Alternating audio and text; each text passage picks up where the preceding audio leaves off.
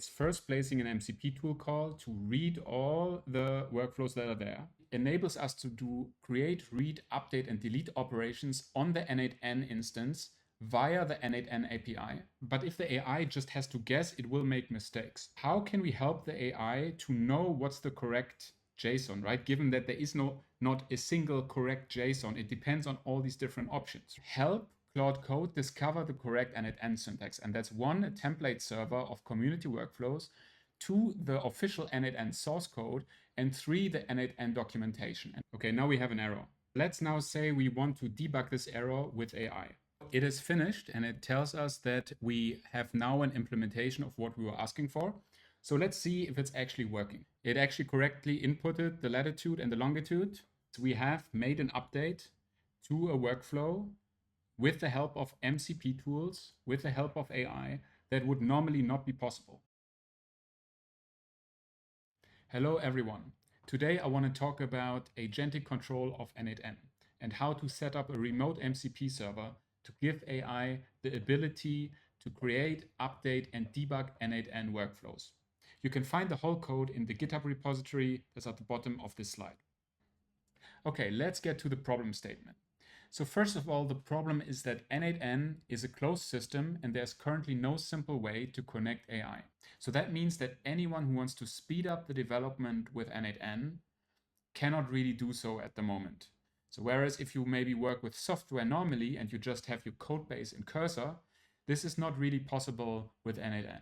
The solution is to develop a remote MCP server that exposes a set of MCP tools. So your AI client, for example, Claude Code, can firstly do create, read, update, and delete operation autonomously on N8N. And secondly, can also do agentic search over the correct N8N syntax. And we'll get into more detail why that is so important. Okay, so let's get into a bit of an overview of the architecture before we jump right into the live demo. So we have the MCP server here, which is a tool provider. So it provides tools to Claude Code. And it firstly enables us to do create, read, update, and delete operations on the N8N instance via the N8N API. And secondly, three MCP tools that help Claude Code discover the correct N8N syntax. And that's one, a template server of community workflows, two, the official N8N source code, and three, the N8N documentation. And again, we get into more detail of that in just a moment. And this is how an MCP tool looks like. So we have the mcp.tool decorator here at the top. This is obviously in Python. Then we have a bunch of parameters that can get passed in from the AI client. And then we have the docstring where we define the tool so that the AI understands how to use this tool. Search the official N8N TypeScript source code used to construct Node.json schemas. And a bit more detail. And we see this live in just a moment, but just to give you a first idea of how such an MCP tool looks like. Okay, and without further ado, let's get into the live demo. All right, here we have our N8N workflow. What this does is we have a Telegram trigger, so we can talk to it with Telegram. Then we have a bunch of AI in the middle. So basically we have an AI agent with an OpenAI chat model. We can talk with that one. This has a Postgres chat memory, and it can also call a tool, which in this case is a sub workflow. And we can also, if the user chooses to send a voice message, we have audio transcription integrated here as well. And so basically we can talk with it. All right, and we get an answer. So that's great. So now let's go back and let's introduce an error. And let's say that we change this this variable here to have a double T, so that's wrong. And let's talk with it now. Okay, now we have an error. Okay, so let's now say we want to debug this error with AI. So here on the left side, we have my local machine and we have Claude running. And on the right side, we have my VPS and we have the MCP server logs live running here. Okay, so let's talk to Claude.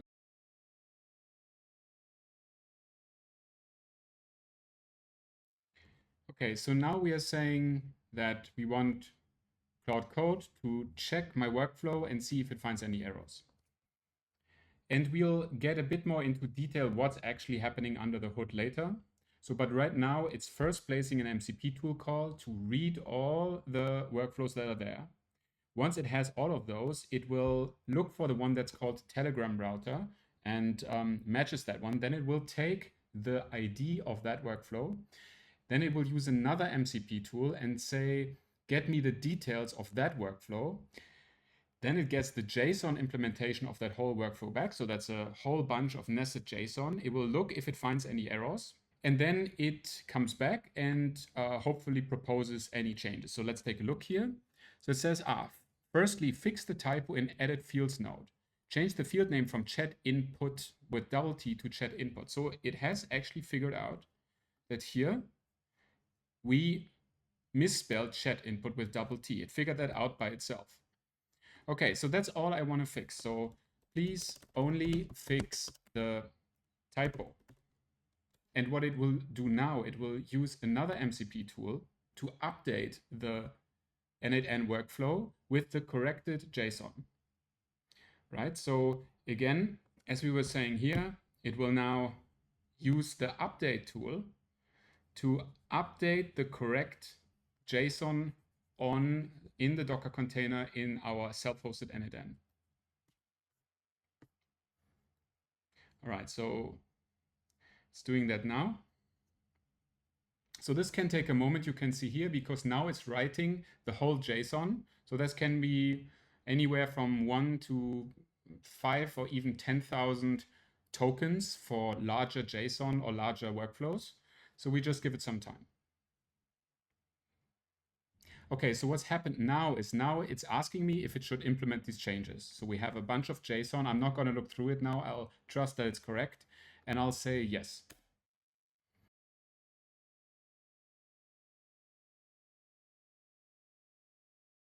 Okay, so Claude has told us that it's finished.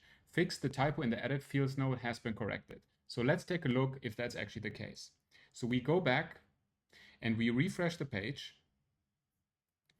And we go into the edit fields node.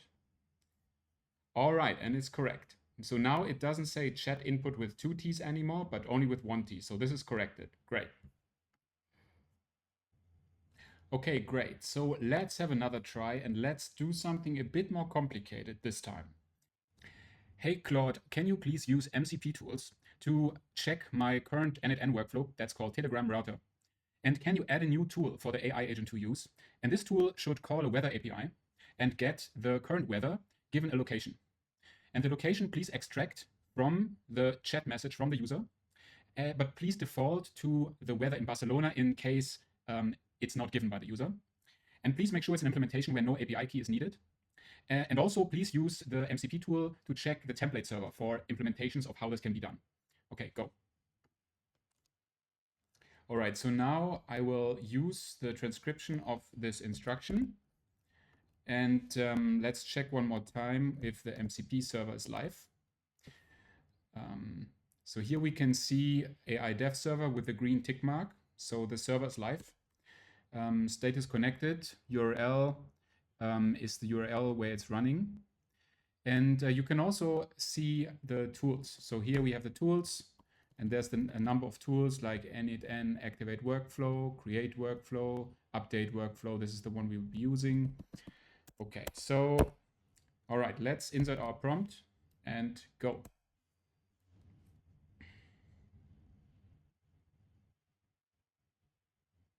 All right, it's now saying that it will look into it for us. All right, let's wait.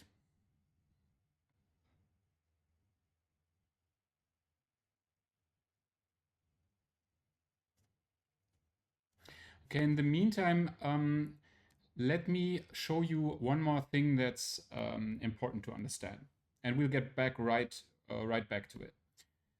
So maybe you noticed a moment ago that I asked it to use the ask the template server to get the implementation details.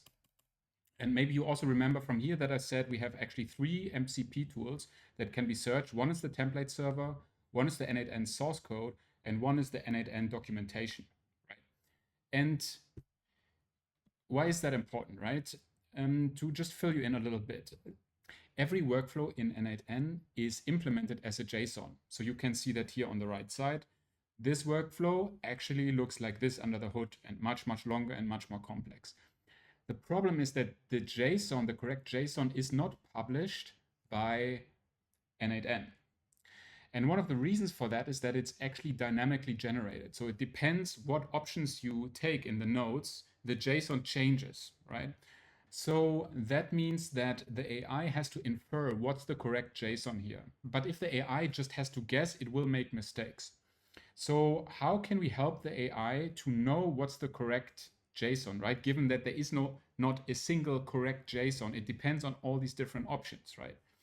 So that's why I implemented 3 different tools for this purpose, and they all have their strengths and weaknesses. The first tool is just to search the source code.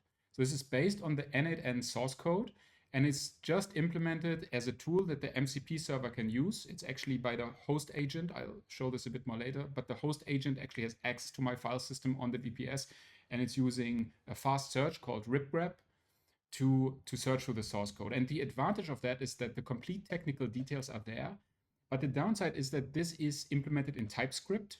So this is not directly JSON, and it still has to be inferred, right? It's sort of, it depends on the options that you take. So the LLM does make mistakes with these, and it is not sufficient as the only source of truth. The second one is the N8N documentation, which is just MD files with general information about each node. This is great for general node descriptions, but the problem is it lacks technical details, so it's not enough to understand the JSON at all. But it's good to understand what does the node do. And thirdly, we have the third-party template server. So this is a third-party template server that's installed on my VPS. It's a fast API server that's running locally on the VPS. And it has more than 2,000 community workflows completely with the JSON. And the MCP server can do HTTP requests against this template server and search through there. And this is great as well in many ways, and in particular because we have actual implemented real-world JSON that worked. But the problem is if something is different there, then already it's not enough. If they took a different options, then again, the AI has to guess. And also it's quite often outdated, right? So because maybe there's a new node implementation from N8N, and then there won't be quickly enough a new workflow with that node for us to use. So we have these 3 different tools, and they can all be used in my implementation by the AI, depending on what we need. Okay, coming back, we can see that actually it has stopped here and asking me to update the JSON. So let's give it the permission.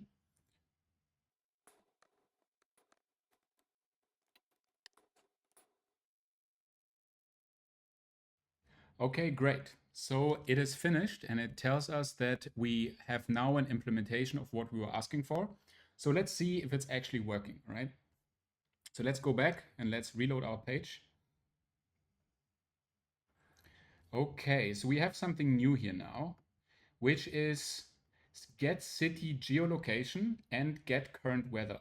So with this implementation, it appears that it first has to get the correct geolocation for a city, and once it has the geolocation, it has to pass it on to the other endpoint. And when I ran this in the past, sometimes the implementations are different. There were implementations before that didn't do these 2 steps, but that's just the nature of using AI. But let's see about this implementation. So we can maybe have a quick look into it. So what do we have here? So this is an HTTP node. Let's type get. All right. And yeah, it has pre-filled a lot of things here. And again, it has used from the template server. So it has used a existing workflow and got the inspiration from that. And then this one is the current weather. Yeah, and it takes longitudes and latitudes. Okay. Get the current weather for a location using latitude and longitude. Okay. So let's try it out.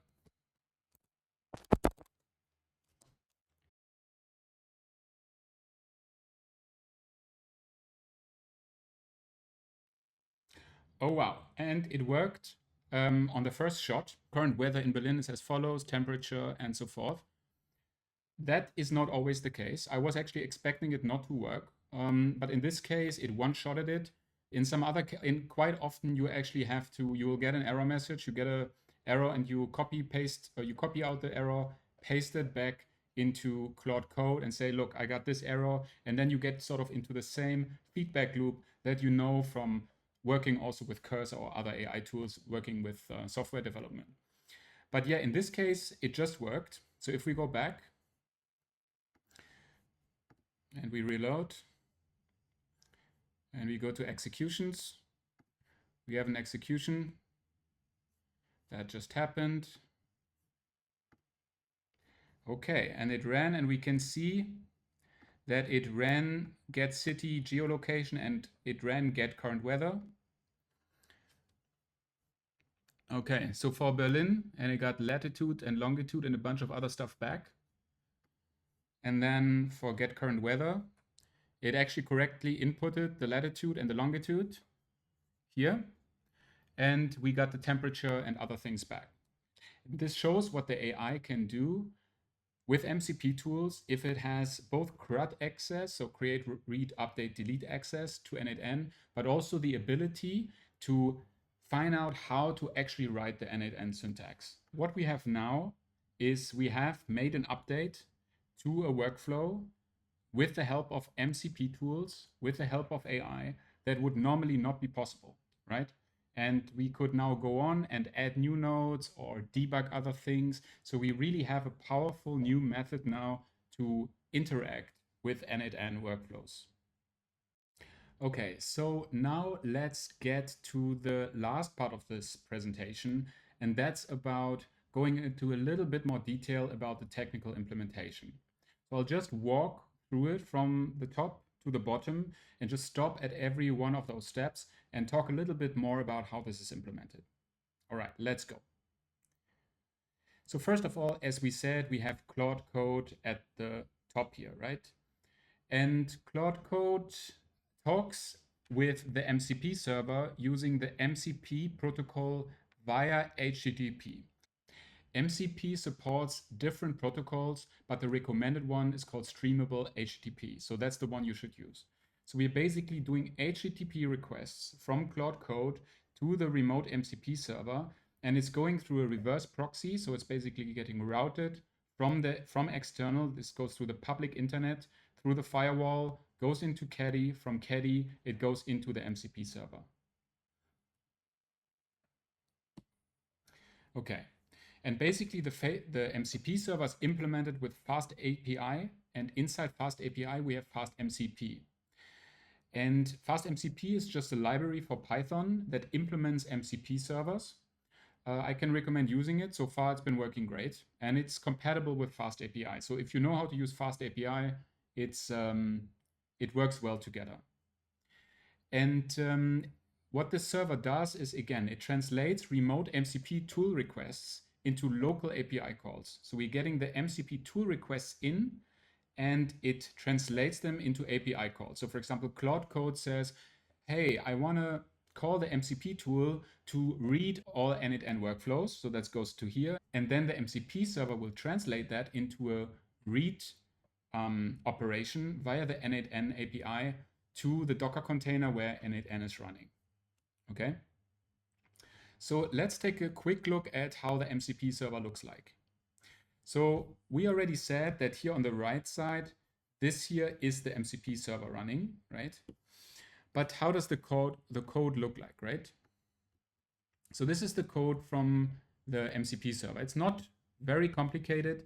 You can see we have Fast API, and we also have Fast MCP. We're doing some logging. We're doing some authentication with a bearer token. And then we have a bunch of secrets. Here we're defining an N8N client to talk with N8N via the N8N API. Then we are starting an MCP server with Fast MCP, and this is really all it is. MCP equals Fast MCP, and it's running. And then this here is really the most simple MCP tool you could define. It's just called Echo, and it's basically taking a message, and it returns that same message, right? So how does that look like? So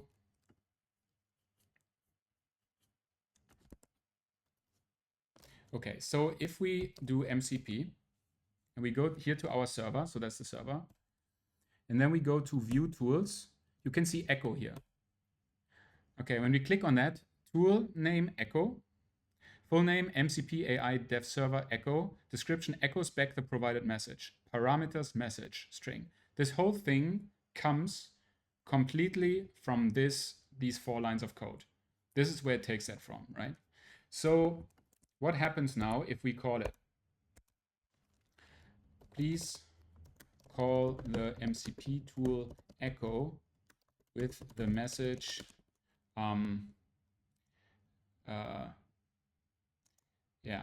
hello Mars. Okay.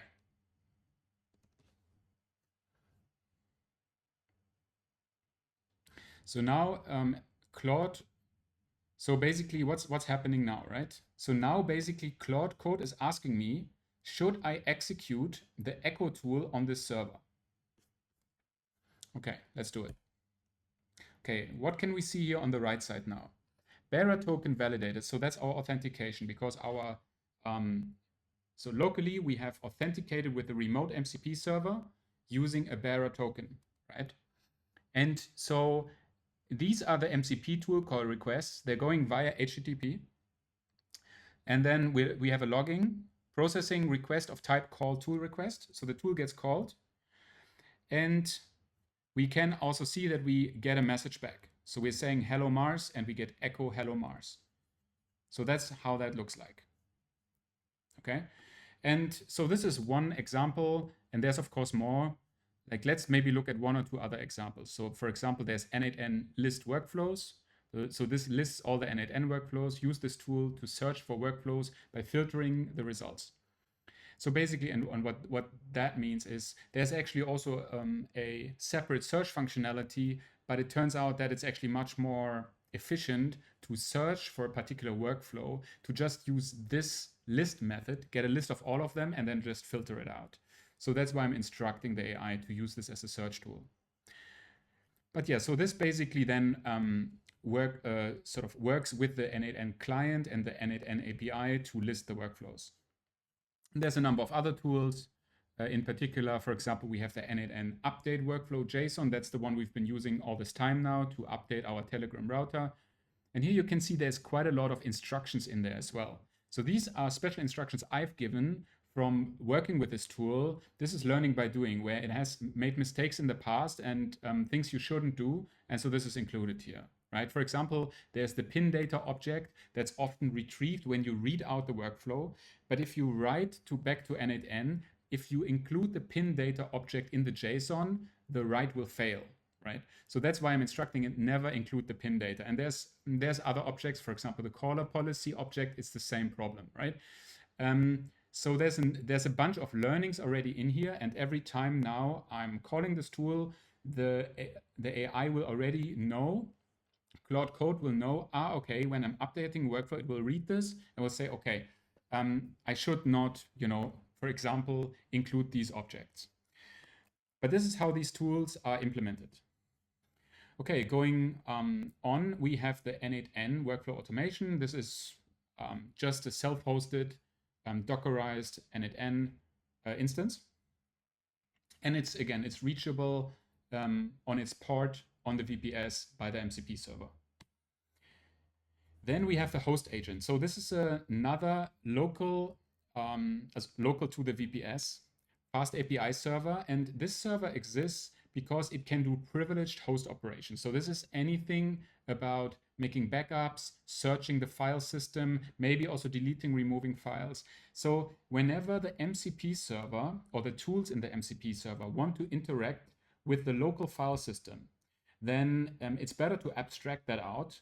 And so we have this fast API server that is doing only that. So it has access to the local file system and it exposes endpoints, and these endpoints can be called, for example, by the MCP server to do things like search the source code, search the documentation. The search of the template server is different because that's its own server, but search the documentation, search the source code, and also things like run bash scripts to do the git operation to back up everything. So that's the host agent that's running as well. And you also find the host agent in the source code that's shared on the stack. And so this is the template server. We already talked about it. Again, this has more than 2,000 community workflows. This is based on this repository if you want to take a closer look. So you can find it here. It's called N8N Workflows. And I've just implemented, I forked their code and integrated into my code base. So this basically runs a server which gives the functionality to do very fast search over all these community workflows. Okay. And then, like I said before, we have the N8N documentation. So this is, again, searched by the host agent. So this is on the disk of the VPS. So on the disk, we just have the N8N documentation. We're doing a sparse checkout. So that's only the node, the part that defines the documentation is in there.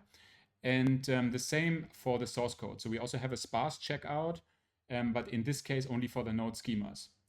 And we're using a very fast open source search algorithm called ripgrab that's implemented and that can be used by host agent. So host agent, again, exposes fast API endpoints and then can, if it needs to, search very quickly and very efficiently both the documentation and the source code. Yeah. And lastly, we also have a shell script to do the backup of N8N workflows to Git. So how does it look like if you want to add your remote MCP server to Claude? So let's say you have developed your own MCP server. So now you want to tell your Claude Code locally on your machine, I want to register my remote MCP server now. This took me actually quite a while to get it right, even with the use of AI. Just because there's different parameters and it's I think this is still quite new technology, but the correct way to do it is like this: Claude MCP add, then you do -- transport HTTP. So this is the transport method. This is streamable HTTP. Then you add the server name. So this could be my MCP server. Then you give the URL where your remote MCP server is hosted. And then you give -- header, and then authorization bearer, and then you include your secret token. Yeah, and so this secret token then gets validated on the remote MCP server, and this is how you can do the simple authentication. So this is the correct command. Okay, and so we are almost at the end, but just to drive the point home, I would like to show you once more a sequence diagram of how it actually looks like when we talk with the MCP server and who's doing what here, right? So as you can see here at the top, we have the user, so that's us. Then there's Claude, that's Claude Code. There's the MCP server, there's N8N, and I've also added the host agent. Okay. And so now let's say the user says my N8N workflow isn't sending emails anymore. I think it's called 123, but I'm not sure. The name of this is just a fictitious name of the workflow. Okay, Claude says, let me investigate. So now Claude runs an MCP tool command to list workflows to the MCP server. And the MCP server now runs an HTTP request to N8N to get all workflows. N8N sends all the workflows back. And now Claude has a list of all the workflows. Now it can identify the one that we're looking for. So it looks through them. One of them is called 123. And that says, okay, I'm doing another MCP tool call. And this time I want to get the details of the workflow that's called 123. So it runs now the different MCP tool that gets a particular workflow. And the MCP server now again talks to N8N with an HTTP endpoint. We get the detailed JSON back. And so now Claude has the detailed actual JSON of our workflow and can start to reason over it. And so now Claude analyzes it and thinks about it, sees, okay, there's something wrong here, there's something wrong here, I would change this, I would change this. And so now Claude says, okay, now I'm finished, now I want to update. So now Claude uses another MCP tool to update the workflow, tells the MCP server, I want to update this workflow. Again, the MCP server sends an HTTP request via the N8N API to N8N to update and with the correct new JSON. And this is another thing I also implemented. We also then run another function to back up the workflows to Git. And now at the very end, Claude comes back and says, I found the issue, email credentials were missing. I've updated workflow 1, 2, 3 for you. And so this is basically how the sequence of these tool calls work and what they mean after they get translated into HTTP calls on the remote server. Okay, and so now we are ready at the conclusion. So the key findings. Firstly, to me, the setup is effective and works. So creating and debugging N8N is much faster and easier with MCP tools. And so I can recommend this to you if you are a developer working with N8N, or if you're a business working with N8N and you're not currently using AI, then I can recommend you to look into a solution like this. It's really powerful and it gives you the same power that you normally have in regular software development when you're using a tool such as Cursor. You now also have it with your N8N. So you're faster, you have more intelligence. Secondly, the N8N Syntax search works well. So it's a combination of search, as I said, over the documents, over the source code, and also over community workflows. So these three tools together, it took me some time to figure this out. I started in the beginning. I think in the beginning, I just started with the community workflows. And then I found out the community workflows weren't really enough. Then I also did the documentation. And then I found out the documentation is also not enough. So then I also added the source code, and I have already found situations where, at least for the source code and the community workflows, either of those where they are needed. The documentation is slightly less important, but there is really situations where you need one or the other. So in my experience, sometimes for some nodes, we just need the actual source code. Otherwise, it gets it wrong. This is, for example, one example I have is the trigger for sub workflows. It usually, and when you want to pass in arguments, usually gets it wrong from the community workflows. But if you look at the source code, it works. But vice versa, if you want to implement something like the weather API that we implemented today, that's not enough to just do it from the source code. You actually need to look at how other humans have done it before. It's really this combination of tools that make up for each other's limitations that works. Okay, so future improvements. There's a few things one could improve about this system. One is one could implement an OAuth authentication flow. For example, right now, this system does not work with Claude Desktop, and it probably also does not work with many other AI clients, such as OpenAI's ChatGPT, because they require OAuth authentication, whereas Claude Code accepts a bearer token. Now, an OAuth authentication flow is much more complex. It's of course doable, but this is something that could be implemented to also connect it to Claude Desktop, for example. Secondly, one could build a more sophisticated TypeScript parser where we don't have to rely on the reasoning of the LLM to understand how we build the JSON from the TypeScript under different conditions, but where we basically almost simulate how the actual source code from N8N builds the JSON, right? So that's something else that we could do that would probably improve and increase the accuracy and the quality of the predicted JSON from the source code. Thirdly, we could give the AI permission to trigger the N8N workflows itself, and even more importantly, to read the error output. So right now in my system, the AI cannot read the error workflow. And so when the workflow produces an error, I have to take the error, copy it out, paste it into the LLM, into Claude, and then it knows what went wrong. But of course, we could give it access to that itself. And in that case, we would sort of have a more automatic feedback loop where the system would find out itself if its implementation produces errors. And lastly, we can improve the instructions when to use which syntax search tool. So currently, sometimes the AI will not use maybe the template search tool when it actually should. So we can probably improve the prompt for that too, and the same for the other tools.